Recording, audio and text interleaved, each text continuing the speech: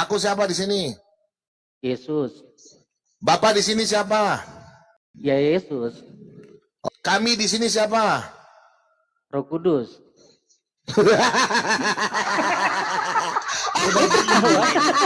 Udah gila, benar-benar gila. Oke, udah saya jelasin ya. Ini saya jelasin Tom. Yes, katanya mau kasih saya kesempatan menjelaskan. Ya silakan. Saya jelasin ya. Udah semua jelasin.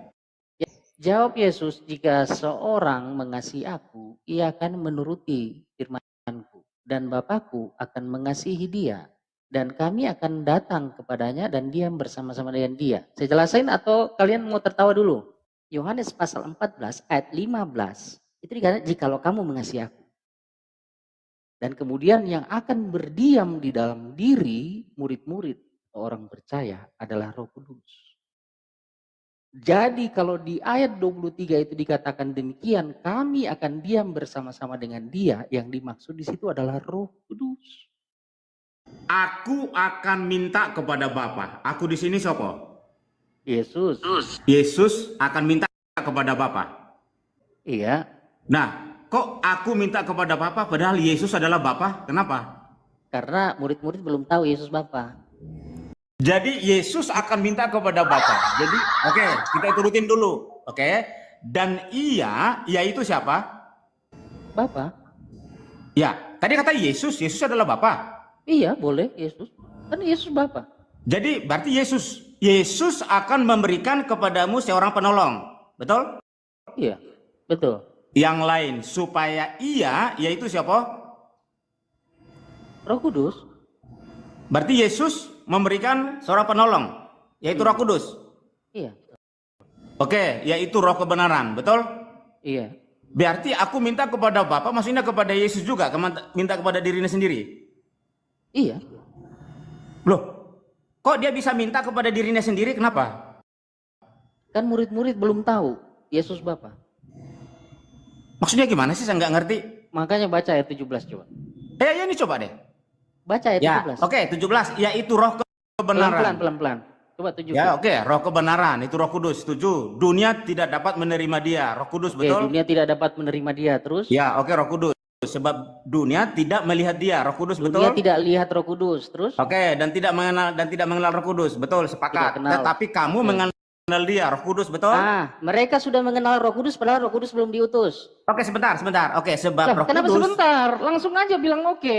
Iya, oke. Di situ dibilang, tetapi kamu mengenal dia, berarti Roh Kudus sudah dikenal walaupun belum diutus. Kita lanjutin dulu, kita lanjutin Pak Pom. Kita lanjutin sampai tadi ke gimana kami. ini? Kami itu katanya itu adalah Roh Kudus. Oke, sebab ia menyertai kamu, yaitu siapa? Iya, di situ Roh Kudus. Roh Kudus, oke, lanjut 18. Aku tidak akan meninggalkan kamu. Jangan pindah dulu 18, 17 belum selesai kok. Iya, apa yang 11? Apa yang salah? Saya yang baca ya, perhatikan. Oke, silakan. Jangan potong saya ya. Oke. Yaitu Roh kebenaran. Roh Kudus. Tidak dapat menerima Roh Kudus, sebab dunia tidak melihat Roh Kudus. Dan tidak mengenal Roh Kudus. Tetapi sepakat. Kamu mengenal Roh Kudus. Enggak, tetapi kamu mengenal dia. Roh dia Kudus, di situ Roh Kudus dong. Ya, oke, betul. Kamu siapa? Terus? Sebab ia menyertai kamu. Berarti yang menyertai Roh Kudus, mereka betul. Roh Kudus. Oke. Betul kan? Ya, betul, Roh Kudus. Oke, enggak apa-apa. Kita setuju, sepakat itu. Siapa yang menyertai dan dikenal murid-murid? Oke, sebentar, kita lanjut dulu, kita lanjut diutus, terus. Roh Kudus, oke, Roh Kudus, kita lanjut.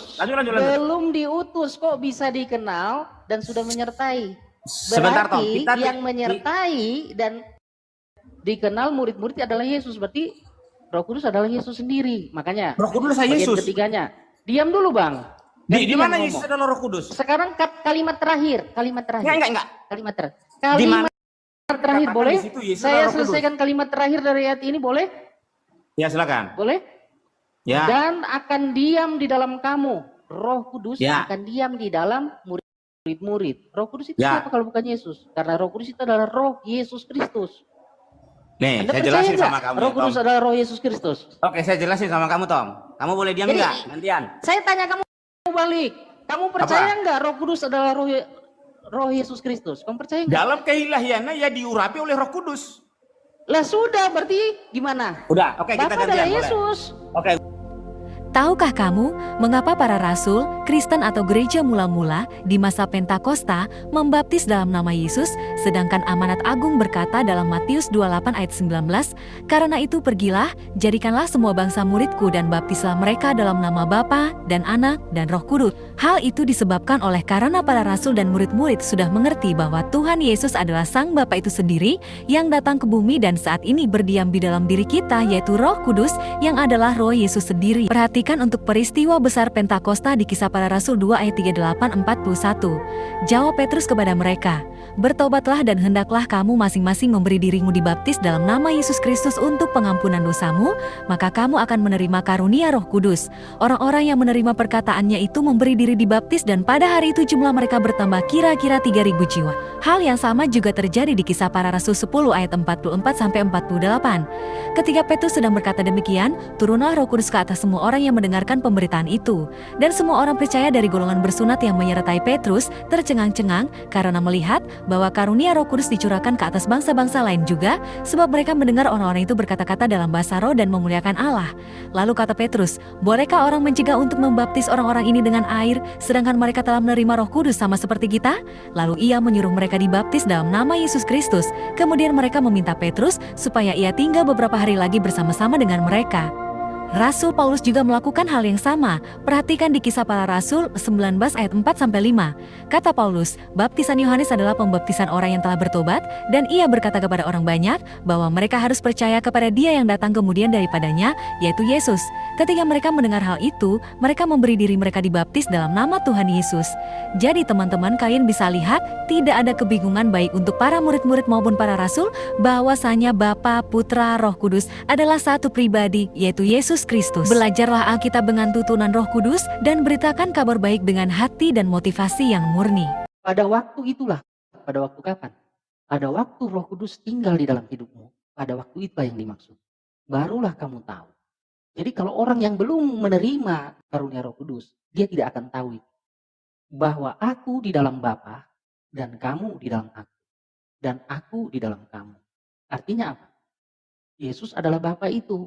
Dan orang percaya itu didiami Roh Kudus.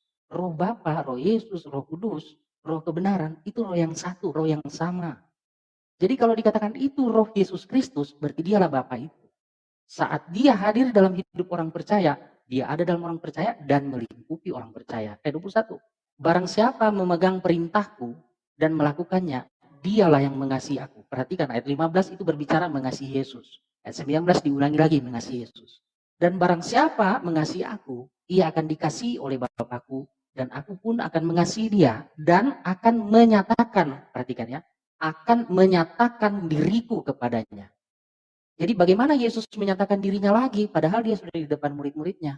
Adalah dengan hadir di dalam hidupnya. Kehadiran Roh Kudus di dalam kehidupan orang percaya, itu adalah kehadiran Tuhan Yesus sendiri. Jadi bukan 3 roh yang hadir dalam hidup orang percaya.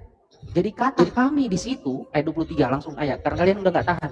Kami akan datang kepadanya dan diam bersama-sama dengan dia, itu bukan 3 roh. Jadi kata kami di situ adalah, roh itu tidak terbatas. Ya, bukan plural pribadi, person plurality, tetapi plural majesty. Ya, roh yang tidak terbatas itu ada diam di dalam orang percaya. Bukan Kami itu 3 tunggal roh. atau jamak, saudaraku? Kami itu tunggal atau jamak?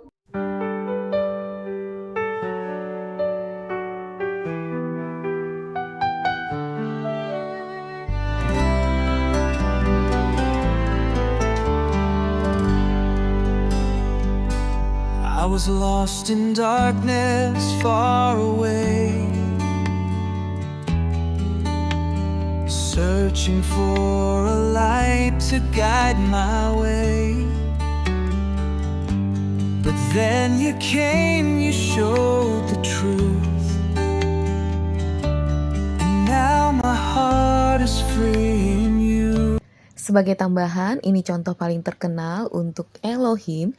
Bentuk Elohim adalah bentuk jamak dari Eloah atau Allah, di mana artinya walaupun berbentuk jamak, sering dipakai untuk Allah Israel yang adalah tunggal.